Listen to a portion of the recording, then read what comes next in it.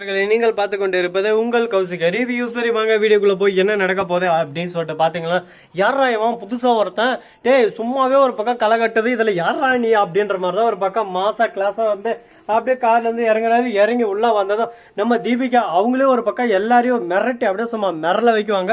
அவங்க திடீர்னு ஒரு பக்கம் ஷாக்கிங் ஆகிற மாதிரி ஒரு பர்சன்னா அது யாரா இருக்கும் அப்படின்னு சொல்லிட்டு பாத்தீங்கன்னா அவர் தாங்க வக்கீல். அவரோட பேர் வந்து நாளைக்கு உங்களுக்கு அப்டேட்டா கொடுக்க போறோம். அவரு என்ன பண்றாரு அப்படின்னு சொல்லிட்டு பாத்தீங்கன்னா, இந்த மாதிரி போலீஸ் ஸ்டேஷன் இந்த மாதிரி நிறைய தவிர கொடுமைகள் அக்கிரமம் எல்லாம் நடக்கும். நிரபராதியே இருக்கிறவங்க குற்றவாளிங்க எல்லாருமே ஒரு பக்கம் சட்டத்துக்கு புறம்பா அடிக்கிறது, கொடுமைப்படுத்துறது, அவங்க தேவைக்காக பயன்படுத்திக்கிறது, இந்த மாதிரி நிறைய வேலைகள்லாம் செஞ்சுட்டு இருக்காங்க. அதனால ஒரு ஸ்டேஷனா போயிட்டு இவர் எல்லாரையும் என்கொயரி பண்ணி அதை பத்தி டீட்டெயில்ஸ் எல்லாம் கலெக்ட் பண்ணி அந்த மாதிரி அதெல்லாம் பண்ணாங்களா அவங்களுக்கு சட்ட பூர்வமா ஆக்ஷன் எடுக்கிற வழியை இவர் தான் வலியுறுத்துனுக்கிறாரு. அந்த சமயத்துல தான் அங்க போறாங்க. அந்த சமயத்துல நம்ம விஜயை கொடுமைப்படுத்துற மாதிரி அந்த இன்ஸ்பெக்டர் இருக்கிறாரு, அவரு போயிட்டு அடிக்க போறாரு. அதை பார்த்ததும் உடனே ஐயோ ஏன் முன்னாடி யார் மேலே கை வைக்காதீங்க அப்படின்னு சொல்லிட்டு பரபரப்பா வர்றாரு.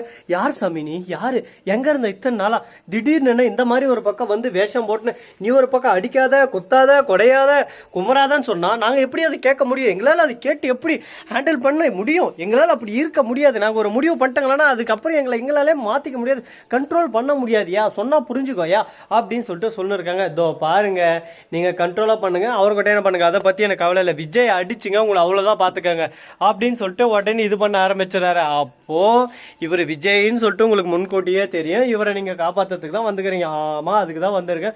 விஜய் மேல எந்த தப்பும் இல்லை, அது எனக்கு நல்லாவே தெரியும். அந்த சுடரை விஜய் கொலை பண்ணவும் இல்லை அப்படின்னு சொல்லிட்டு சொல்றாங்க. அப்படின்னா இவரை யார் வர வச்சிருப்பாங்க அப்படின்னு சொல்லிட்டு பாத்தீங்கன்னா மனோகர் தாங்க. மனோகர் வந்து இந்த மாதிரி நிறைய ஸ்டேஷன் எல்லாம் போயிட்டு விசாரிக்கிற போது நல்ல ஒரு வக்கீல் கிடைப்பாரான்னு சொல்லிட்டு பாக்குறேன். அந்த மாதிரி நேரத்தில் தான் இந்த மாதிரி ஒரு வக்கீல் கிடைச்சது. ஓகே, இவரை நம்ம விட்டுறக்கூடாது, இவரை மாதிரி நேர்மையான கண்ணியமான கட்டப்படான ஒழுக்கம் அப்படின்னு இருக்கிறத பார்த்தா இவர் தான் ஒரு கரெக்டான ஒரு நேர்மையான அதிகாரியா இருப்பாரு. இவரை வச்சு நம்ம எப்படியான விஜய் வெளியேற்றலாம்னு சொல்லிட்டு மல்லிக்கடா சொல்லாம இவரை வர வச்சுட்டு இருக்காங்க. இவர் போய் எல்லாத்தையும் ஒரு பக்கம் பேசி தீர்மானத்துக்கு கொண்டு வரலாம்னு சொல்லிட்டு போறாங்க. நம்ம தீபிகா வந்து பிடிவாத்தை விட்டு கொடுக்கல. தீபிகா, நீ என்கிட்ட தேவையில்லாம இன்னும் கொஞ்ச நேரம் பேசினேன்னா மவளை உன்னவே நான் அடுத்து கோர்ட்ல சந்திக்கிற மாதிரி பண்றேன். நான் யாரு என்னன்றது உனக்கே நல்லா தெரிஞ்சிருக்கேன்.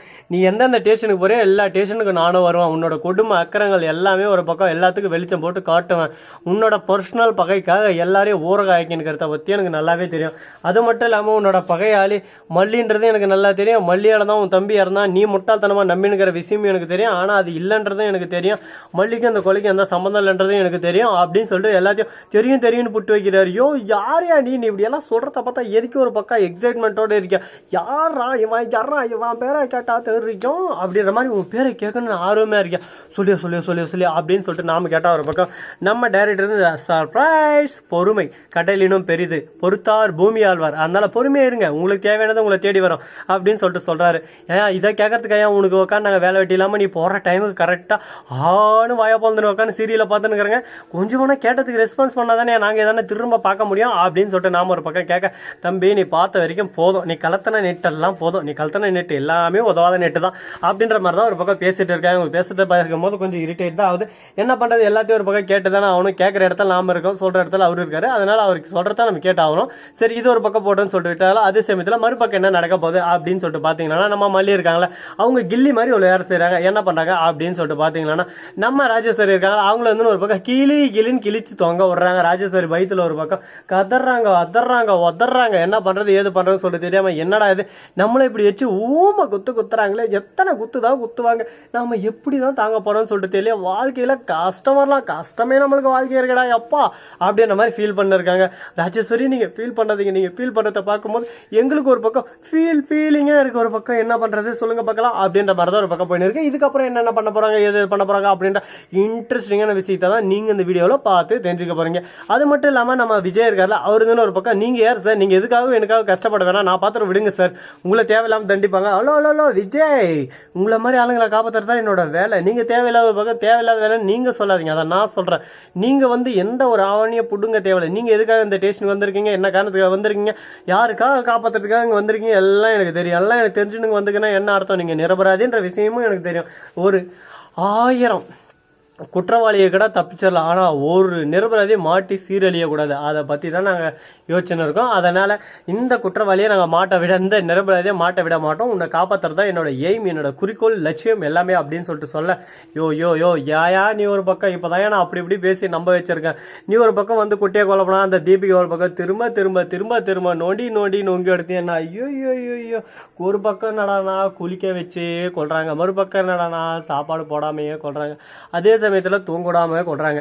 இவங்களுக்கு மத்தியில் நான் வாங்கிட்டு நான் படுற பாடு இருக்கே அப்படின்னு சொல்லிட்டு ஃபீல் பண்ணி அழ ஆரம்பிக்கிறாங்க. ஐயோ மேடம் நீங்க அழாதீங்க மேடம், நீங்க அழறத பார்த்தா எங்களுக்கே ஒரு பக்கம் ரத்த கண்ணீரா வருது, ஃபீலிங்கா இருக்கு, அதனால நீங்க அழாதீங்க அப்படின்னு சொல்லிட்டு நாம சொன்னா எப்படி அழாம இருக்க முடியும், நீங்க பண்றது ஒன்னொன்னா ரெண்டா மூணா கொடுமை மேல கொடுமை பண்ணிக்கிட்டே இருப்பீங்க. அதெல்லாம் பார்த்து நாங்க ஒரு பக்கம் கடுப்புல கஷ்டப்பட்டுனே இருக்கணும்.